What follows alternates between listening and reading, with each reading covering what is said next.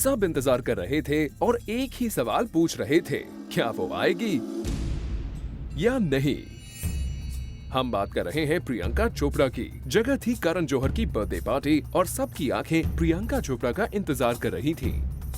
प्रियंका और करण के Twitter war के बाद सबको यही लग रहा था कि शायद प्रियंका करण की पार्टी में ना जाए। करण जौहर के मीडिया इंटरव्यू के बाद भी सभी को यकीन नहीं हो रहा था कि पीसी इस पार्टी को अटेंड करेंगी। और जब प्रियंका अपना फॉरेन ट्रिप कंप्लीट करके मुंबई पहुंची, तो जूम ने एक्सक्लूसिवली प्रियंका से पूछा कि क्या वो इस स्टारी बर्थडे का हिस्सा बनेंगी।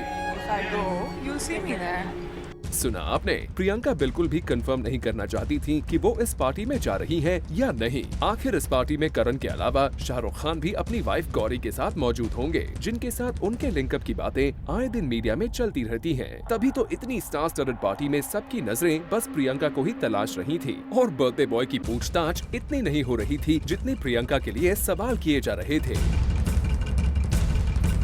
और पार्टी स्टार्ट हो जाने के काफी देर बाद भी जब प्रियंका यहाँ नहीं पहुँची, तो सब ने मान लिया कि ये दुश्मनी की आग इतनी आसानी से ठंडी नहीं पड़ने वाली।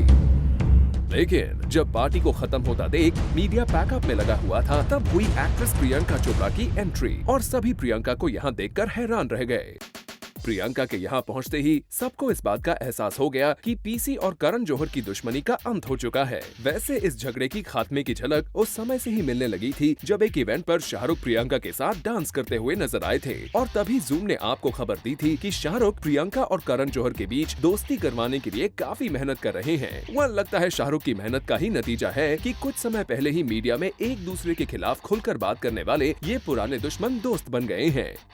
लेकिन सबसे ज्यादा गौर करने वाली बात यह है कि इस झगड़े में आखिरकार जीत तो प्रियंका की ही हुई है, क्योंकि खबरें तो बहुत पहले से आ ही रही थीं कि प्रियंका इस पार्टी का हिस्सा बन सकती हैं, लेकिन प्रियंका ने लास्ट मोमेंट तक इसकी कॉन्फर्मेशन नहीं दी थी। If I go, you'll see me there. You'll find out if I go. और जूम के सोर्सेज की माने तो प्रियंका चाहती थी कि इस इवेंट के लिए करण उन्हें इनविटेशन तो भेजें और साथ ही मीडिया में इस बात को खुद बताएं, तभी वो इस पार्टी का हिस्सा बनेंगी। और आखिरकार करण ने लगभग सारे न्यूज़पेपर्स को इंटरव्यू देकर प्रियंका की ये शर्त मान ली और ये देखकर साफ हो जाता है कि भले ही करण बॉलीवुड के टॉप प्रोड्यूसर हों, लेकिन प्रियंका का रुतबा भी बॉलीवुड में कम नहीं है। वेल, जो भी हो, पिछले 6 महीने से चली आ रही इस लड़ाई का हैप्पी एंडिंग तो हो गया और इस झगड़े की सबसे बड़ी बेनिफिशियरी रही Priyanka Chopra. For Alika Srivastava and Hardik Tanna, Zoom, Mumbai.